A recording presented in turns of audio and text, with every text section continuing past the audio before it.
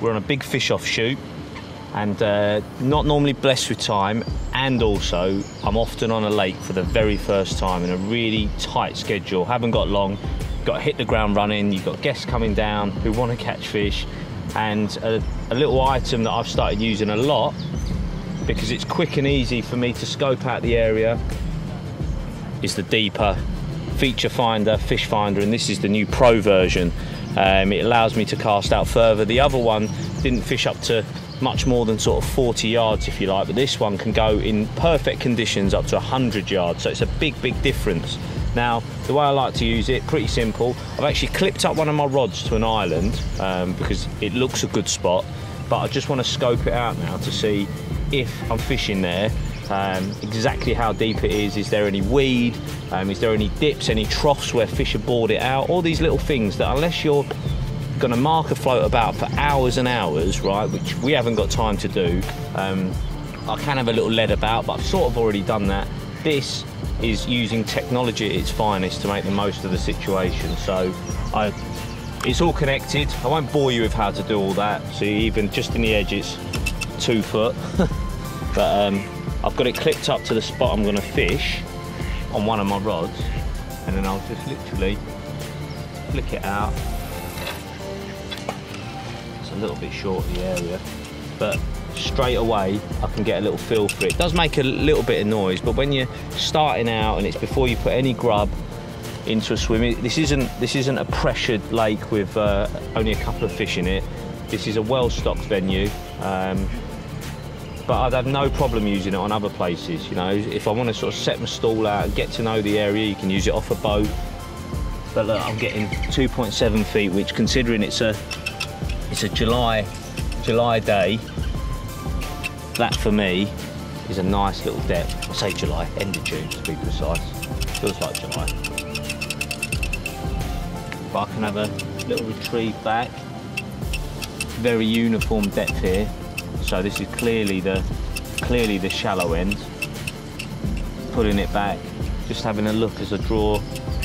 Because sometimes, even in open water on a venue like this, you're looking at all the reeds, you're looking down the sides, and you wind back and there's a dip of a foot in the middle of nowhere, which what's created that? It hasn't been a lunar moon crater that's landed down, it's been created by fish. It's something where food will drop in. That's what I mean, little dips, look. Just little tiny little depressions, just there.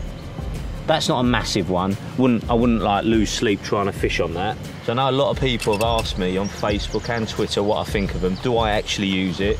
The answer is yes. It's just don't always have time to show using it because it takes time on telly to show all the bits all the time. So we try to mix it up. But you know, whenever I get a chance, half an hour, beginning of a session, to have a little go.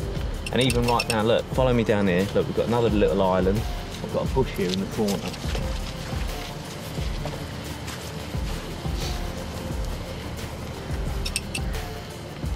Another little island, and I can just... Oh, Luke, get us our phone. It's got my phone, though. Don't normally film me doing it, so cheers, mate. Right, so again, it says we're out of water. Yes, we are. Thank you very much for that. Got a little nook and cranny that I don't think people normally fish. So if I can just drop it there. What sort of depth are we getting there? Showing us really shallow there, you see. So a lot of people might have looked at that and gone, yeah, I'll fish there. But actually, it's, there we go, 2 points. So it's shallower than where we were. But what I'm going to do is just bush in close. Pull it over to this bush. Let's see what we've got here. Let me just put that down for a sec.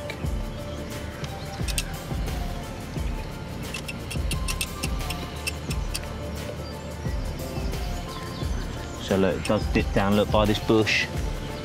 You probably can't see that, but you'll have to take my word for it. There's a little dip here, a little depression right by that bush, just drops down. So it's obviously concaving where the bush is. It's deepening off, which suggests that fish live under there. They have a good munch. As often we find with big overhangs, There's bores out at the bottom of them. That's why fish live there. They constantly feed there. So not only do they have the cover, they've also got the depth as well there, which they've just whittled away over time. So if you're thinking about investing in one, you like a gadget, they serve an absolute purpose. I think they're only going to get better and better in fishing, and hopefully over the sort of coming months I'll show me using them in different scenarios. So there we go, in the Cotswolds with a bit of technology.